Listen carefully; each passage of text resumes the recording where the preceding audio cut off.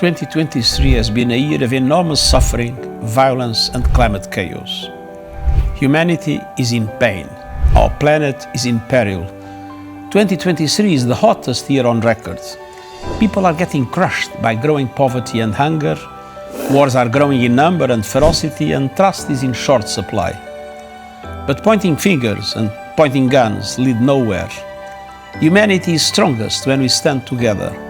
2024 must be a year for rebuilding trust and restoring hope. We must come together across divides for shared solutions, for climate action, for economic opportunity and a fairer global financial system that delivers for all. Together we must stand up against the discrimination and hatred that are poisoning relations between countries and communities.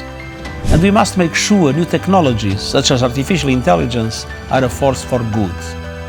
The United Nations will keep rallying the world for peace, sustainable development and human rights. Let us resolve to make 2024 a year of building trust and hope in all that we can accomplish together.